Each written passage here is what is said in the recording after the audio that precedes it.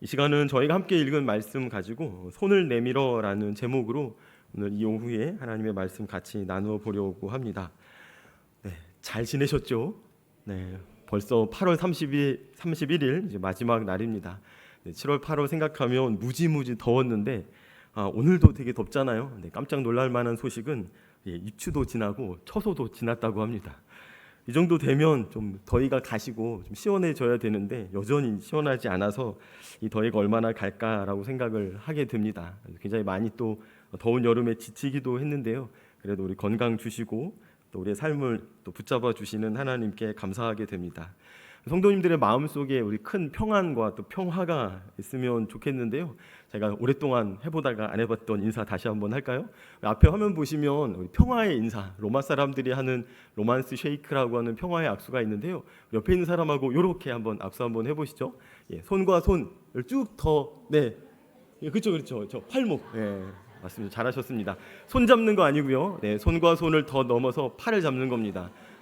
팔목을 잡는 거예요. 그런데 놀라운 건요. 혼자서도 할 수 있죠.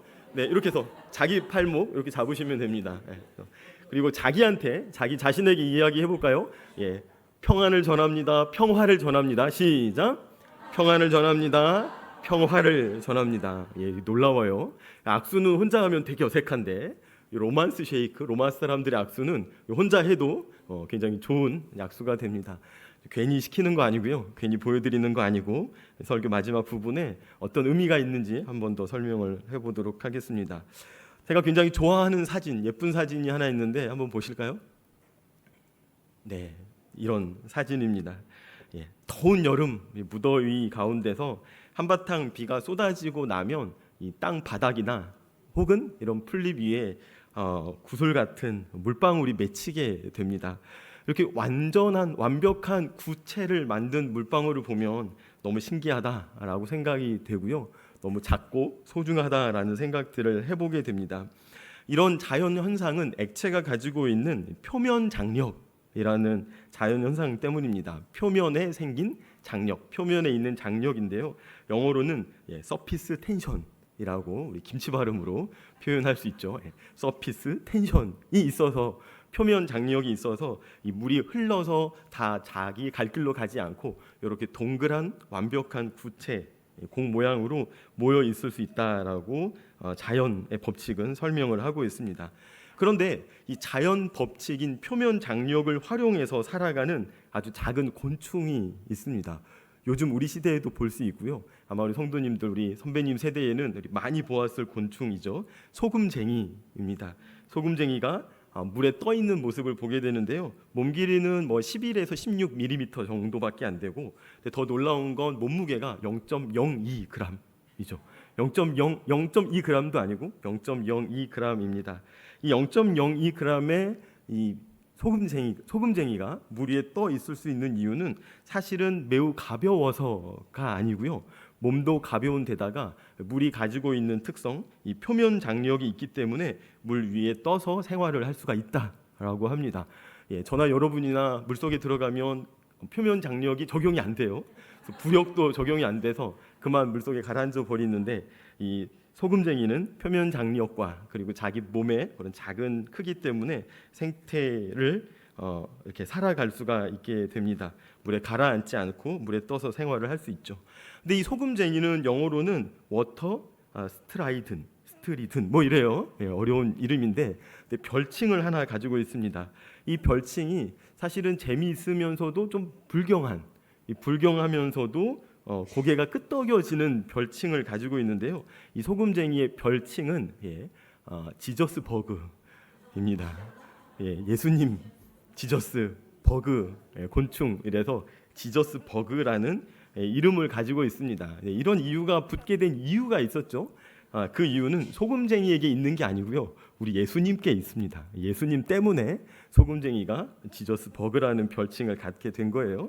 사실 이 말씀은 너무 잘 알려져 있는 알고 있는 말씀입니다. 바로 직전 성경 말씀을 보면 예수님께서 오병이어를 가지고 남자, 여자, 어린아이 포함해서 12,000명의 사람들을 배불리 먹이게 됩니다. 이적을 경험하고 식사를 다 마친 모든 사람들이 다 예수님을 주목하고 있을 때 예수님께서 즉시 제자들을 재촉해서 이 제자들을 배를 타고 갈릴리 호수 가로질러 건너편으로 가게 하십니다. 그리고 예수님의 명령을 들은 제자들은 즉시 그 말씀에 순종해서 배를 타고 갈릴리 호수 건너편으로 가려고 이제 출항을 하게 되죠. 이제 그 사이에 예수님께서는 이제 무리를 다 물리치시고 집으로 돌려보내시고 기도하기 위해서 따로 산에 올라가게 됩니다. 해가 저물어 밤이 깊어 갈 때까지 예수님 산에 혼자 계시고 기도하셨죠. 예수님 뭐 굳이 그럴 필요가 없으심에도 불구하고 늘 이런 이적을 마치신 이후에는 하나님과 친밀하게 교통하는 시간, 기도의 시간을 가지셨습니다. 그 기도의 시간을 통해서 하나님의 마음도 알고 하나님의 뜻도 알고 하나님의 생각도 다시 한번 확인하는 그런 중요한 일정들을 가지고 사셨던 것이죠. 그 사이에 제자들에게 큰 문제가 생기게 됩니다. 제자들이 탄 배가 이미 육지에서부터 출항을 하기 시작해서 바다 한 가운데까지 나가게 됩니다. 그런데 그때 바람이 불기 시작했고요. 곧 물결이 배를 때리게 됩니다. 성경은 제자들이 고난을 당했다라고 말씀을 합니다. 12명이 탄 배는 약 8m 정도의 크기였고요. 아주 작은 배는 아니고 그래도 중간 정도 되는 그런 규모가 있는 중형 선박이었습니다. 큰 배도 아니고 그렇다고 작은 배도 아니었는데 웬만한 물결 정도는 또 버텨내고 이겨낼 수 있는 크기였던 배였죠. 거기다 더해서 이 배에 타고 있는 12명 중에서 최소 4명의 제자들은 이 갈릴리 호수에서 완전히 잔뼈가 굵은 어부 출신들이었습니다. 그래서 평생을 갈릴리 호수에서 물고기 잡고 평생을 그물질하고 평생을 이 바다 위, 호수 위에서 이제 생업을 했던 사람이었던 거죠. 그런데 그런 제자들마저도 지금 물결이 너무 심하게 쳐서 고난을 당하게 되었다라고 이야기를 하고 있습니다.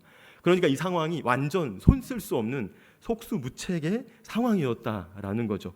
시간이 지나서 밤 사경, 새벽 3시 정도가 되었습니다. 밤 사경은 이 새벽 3시부터 6시까지, 즉 동트기 전까지의 시간이에요. 이 시간에 바다는 가장 두려운, 가장 무서운 칠흑과 같은 시간이 됩니다. 이게 바람이 불고 물결이 치고 비가 내렸다라는 것은 뭐 달빛도 없고 별빛도 없는 거였죠. 바다 생활을 해보신 분들은 뭐 아시겠지만 저는 안 해봤지만 그렇다고 하는데 이 바다는 사실 대단히 무서운, 대단히 두려운 이 존재 그 자체입니다. 여수 밤바다 참 아름답다고 해서 가봤는데요. 네, 가로등불 닿지 않는 조금만 더 멀리 내다보는 밤바다는 아무것도 안 보입니다. 그냥 새까매요. 무섭습니다. 근데 그런 바다를 지금 출항해서 배를 타고 가고 있는데 그 상황에서 물결이 치고 바람이 불고 배가 깨어지게 되어서 지금 죽을 지경이라고 이야기를 하니까 이 제자들이 어마어마한 큰 지금 공포 그 자체를 느끼는 상황이었습니다. 이미 뭐 육지에서 출발은 했죠. 아직 육지에 도착하지는 못한 채 온 밤을 지새우면서 바다 한 가운데서 바람과 물결과 바다와 싸움을 하고 있었습니다. 이 바다 위에서 긴 싸움을 하면서 제자들의 몸도 지쳐가고 마음도 몹시 지쳤을 것입니다. 그런데 그때 예수님께서 바다 위를 걸어서 제자들에게 오시게 됩니다. 그것도 저벅저벅 물에 빠지지 않고 그 물결 위를 걸어서 제자들을 향해서 오시게 되는 거죠. 그 순간 예상하지 못한 예수님의 등장을 보고 제자들이 특별한 반응을 하게 됩니다. 제자들이 이 물결 위를 바다 위를 걸어오는 예수님을 보고 놀랐습니다. 그리고 예수님이라고 생각하지 않고 유령이라고 생각을 했죠. 무서워하고 놀라서 소리를 질렀습니다. 이런 제자들의 반응은 당연한 반응이었던 거죠. 사람이라면 물 위를 걸어올 수 없었던 것이죠. 갈릴리 바다의 이 부력도 사람을 떠받치지 못하고요. 물 분자가 만들어내는 표면 장력도 사람을 띄울 수가 없었습니다. 사람의 무게를 버틸 수가 없었죠. 그러니까 사람이라면 물 위를 걸을 수 없고 당연히 물 아래로 가라앉아야만 당연한 것이었습니다. 그래서 제자들의 눈에 보인 사람은 사람이라고 생각을 할 수가 없었던 거고요. 그 자기 세계관에서 가장 비슷한 것은 유령이라고 생각을 했던 겁니다. 그래서 너무나도 당연하게 유령이라고 생각하고 놀랐던 거고요. 유령이 물 위를 저벅저벅 걸어서 이 제자들을 향해서 다가오니까 당연히 놀라고 당연히 두려웠던 겁니다. 우리나라로 치면 저승사자쯤 되시는 거죠. 유령이다, 저승사자다라고 생각하면서 이제 생을 마감하고 하나님 품으로 가는구나라고 생각하면서 당연히 무서워했을 것입니다. 하지만 예수님 편에서 보면 물 위를 걸어오실 수밖에 없는 이유가 있었습니다.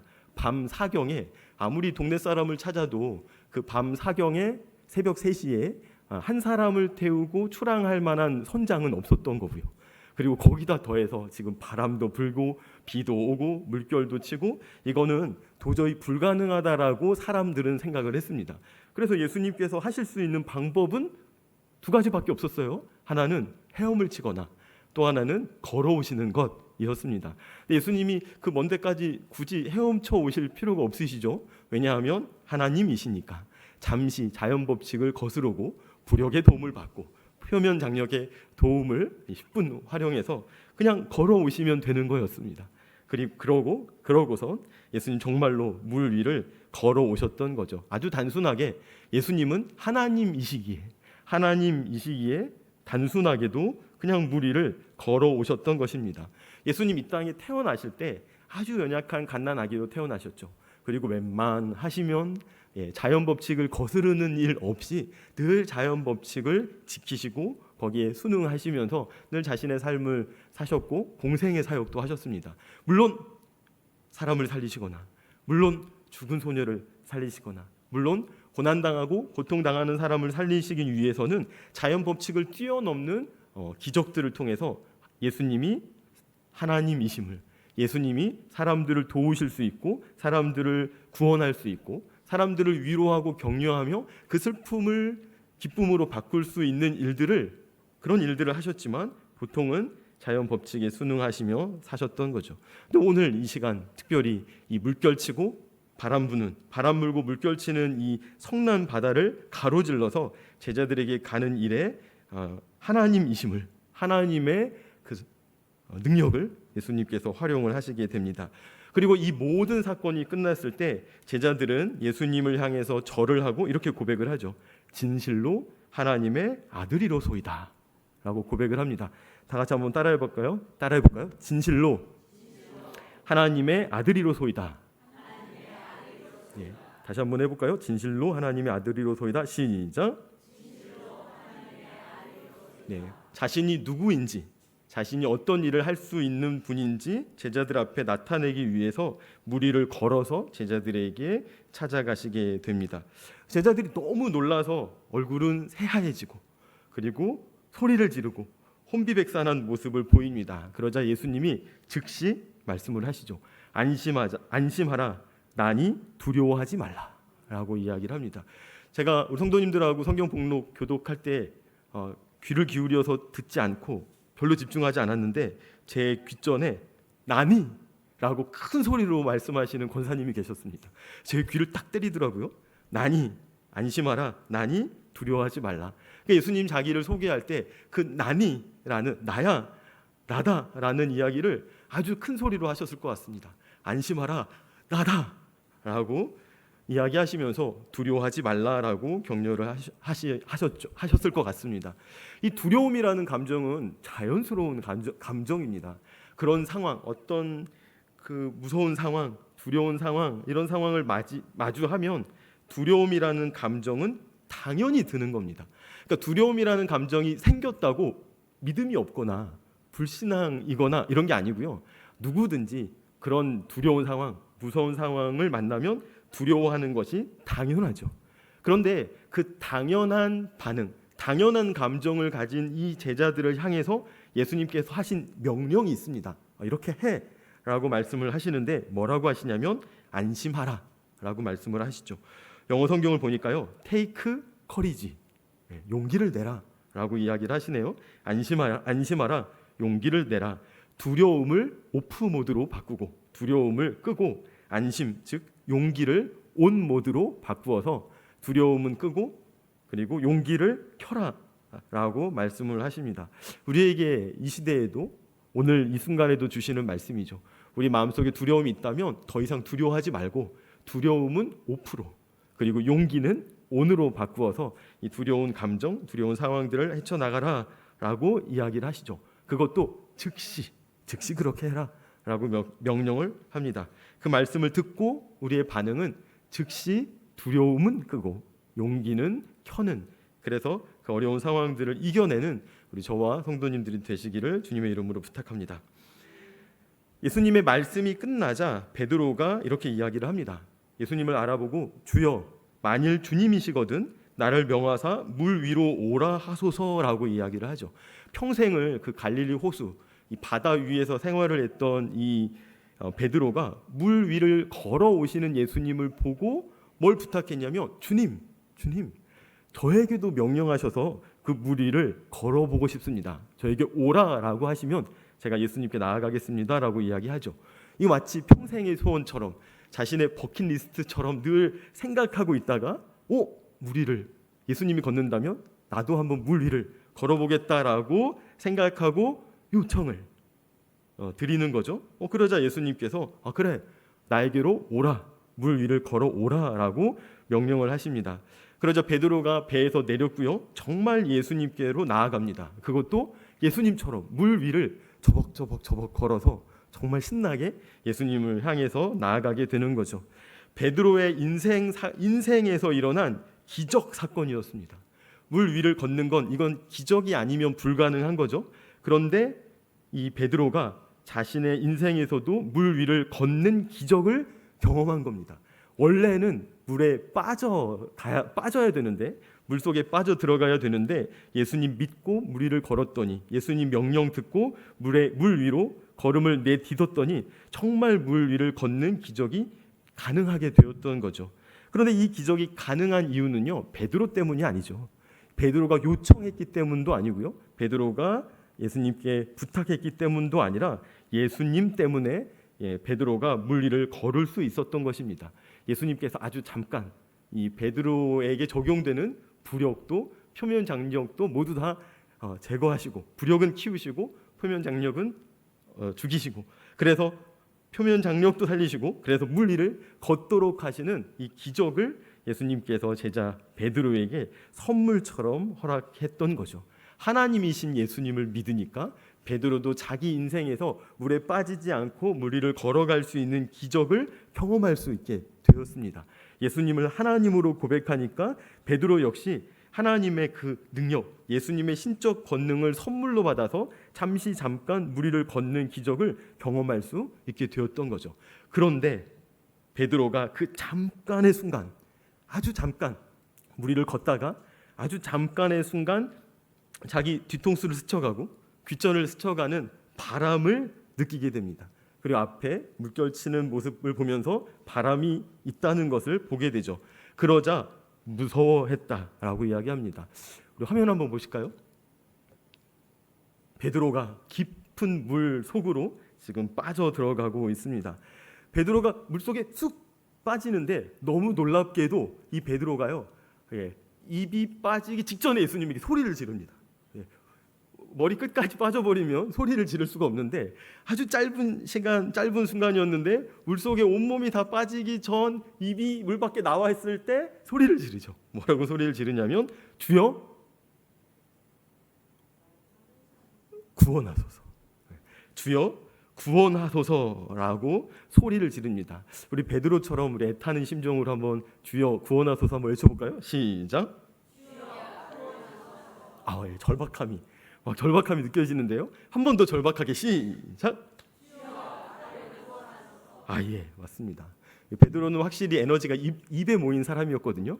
너희는 나를 누구라고 하느냐라는 예수님의 질문에 다른 사람들 다 막 주저하고 생각하고 있을 때 주는 그리스도시요 살아계신 하나님의 아들입니다 막 이렇게 얘기했던 사람이고요. 주님께서 고난당하고 십자가에서 죽을 거다라고 이야기하는 순간 그러지 마십시오, 제가 예수님을 위해서 제가 제 목숨 내놓겠습니다라고 누구보다도 빨리 이야기했던 사람인데요. 물속에 빠져가는 그 순간 주여 나를 구원하소서라고 이야기를 합니다.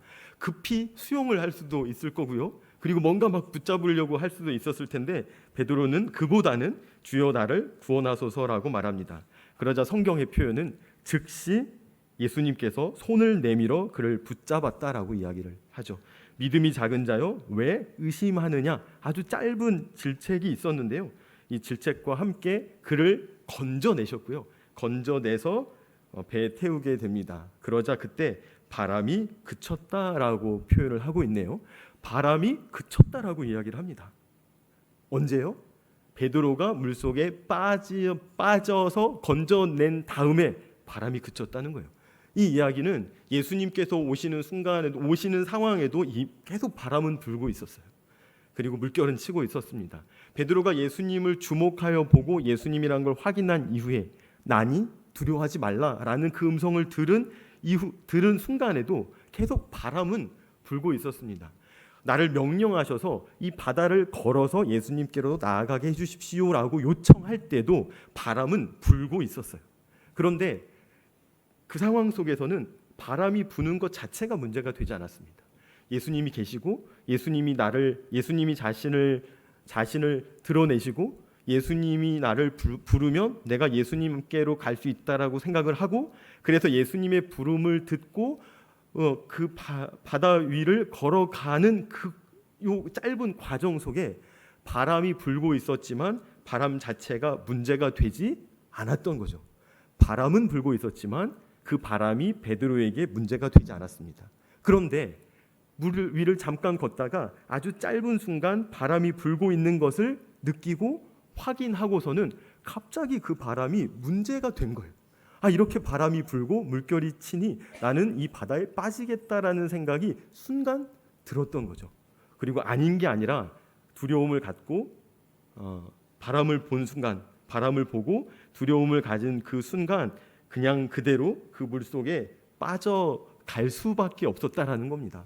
이게 우리의 모습이겠죠. 예수님 믿는 순간 뭐든지 할 수 있어라고 고백하고 모든 일에 우리의 삶을 내어드려서 헌신하지만, 그러나 또 동시에 아주 우리의 귓전에 지나가는 바람, 우리 눈앞에 부는 바람을 보고서 그 바람 때문에 또 빠져들어가는 것이 우리의 연약한 우리의 인생, 우리의 모습이 아닐 수 없습니다.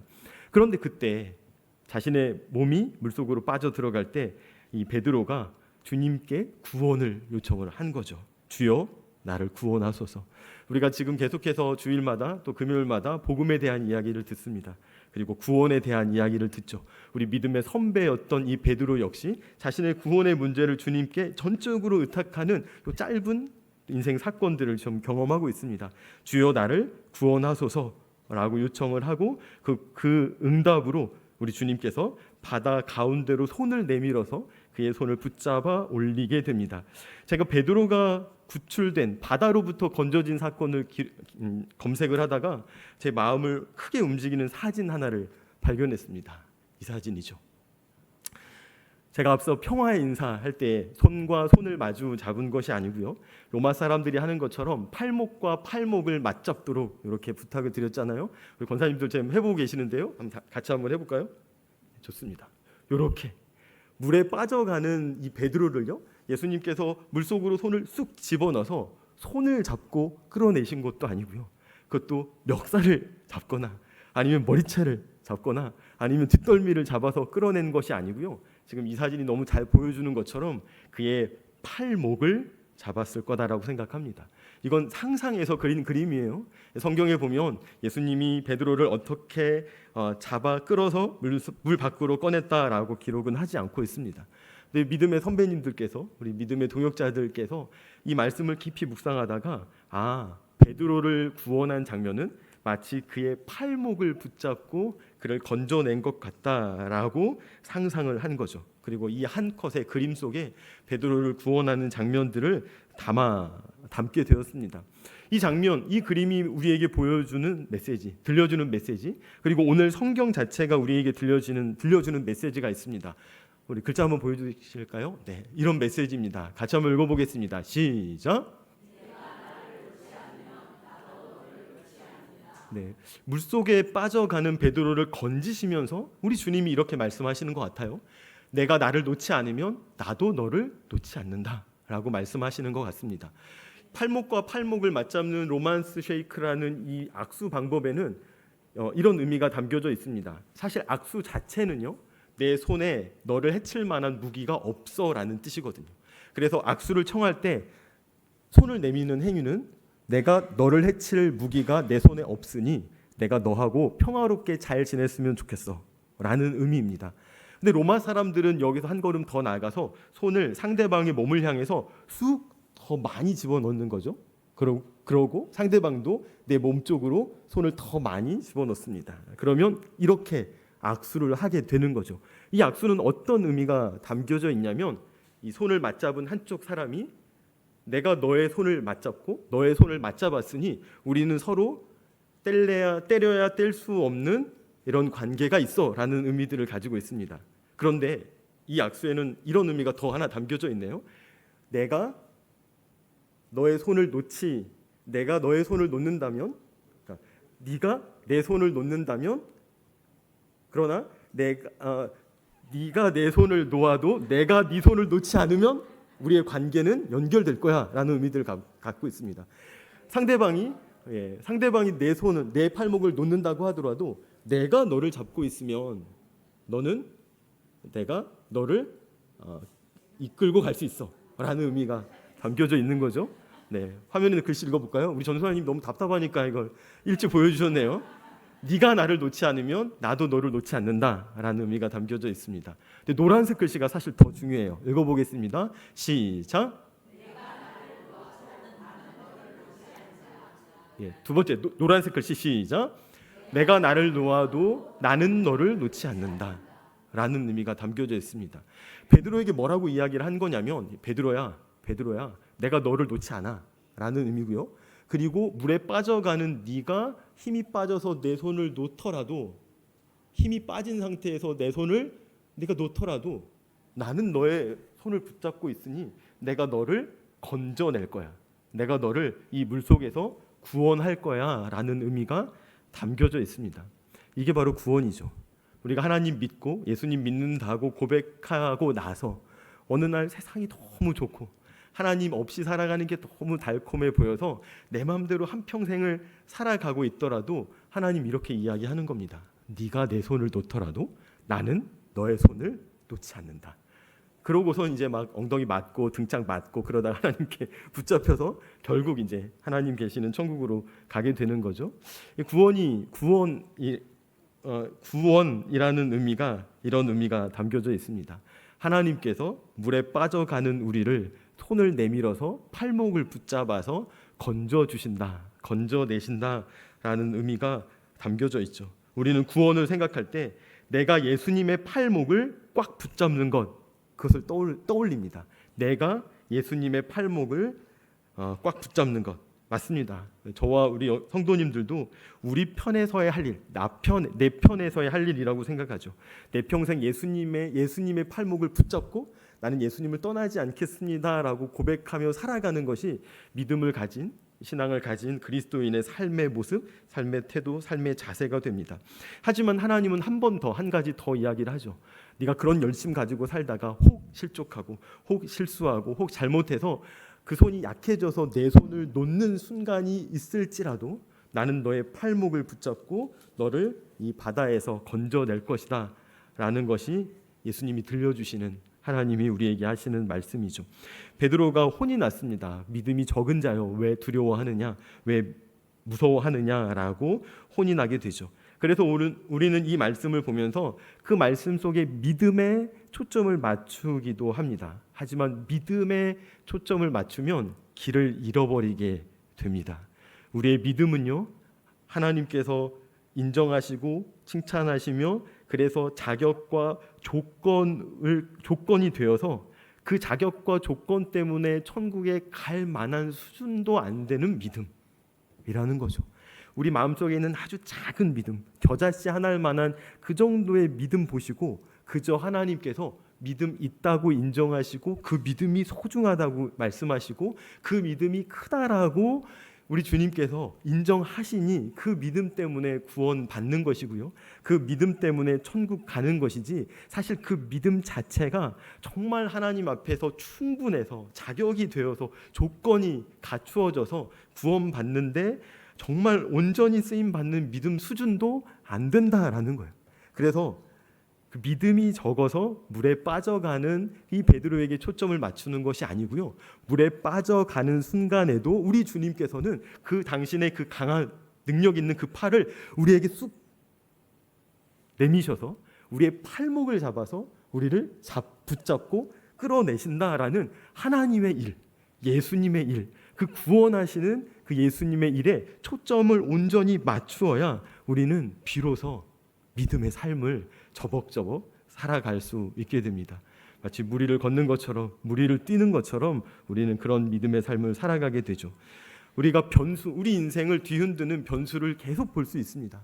우리 귓전을 지나가는 바람도, 내 주변을 지나가는 바람도, 내 앞을 지나가는 바람도, 그래서 내 삶을 뒤흔들어서 물결을 치게 만들고 우리를 두려움에 떨게 만들고 우리를 근심과 걱정 속에서 낭망하고 낙심하여서 마치 하나님 모르는 사람처럼 살아가도록 하는 그런 바람이 매 순간순간 분다라는 사실들을 인식하면서도, 그럼에도 나를 구원하시는 하나님, 그 상황 속에서도 나를 구원하시사 나를 건져내시는 우리 하나님, 나를 건져내시는 그 예수님을 우리 믿음으로 바라보고 또 믿음으로 섬기면서 살아가는 우리 저와 여러분들이 되기를 주님의 이름으로 부탁드립니다.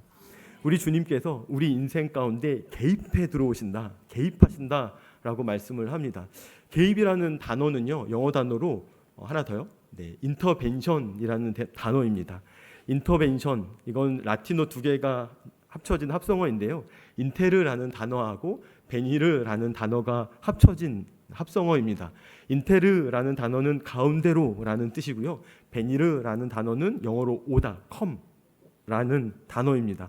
가운데로 들어오시는 행위가 개입하다라는 동사인데요. 우리 주님께서 우리 인생 가운데 개입해 들어오심을 날마다 믿음으로 고백하시면 좋겠습니다.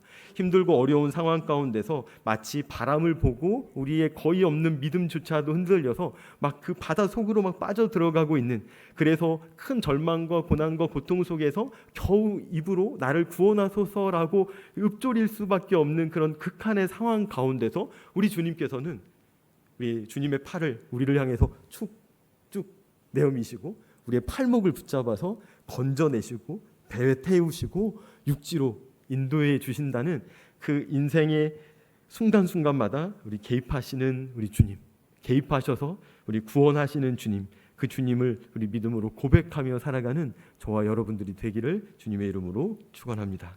기도하겠습니다.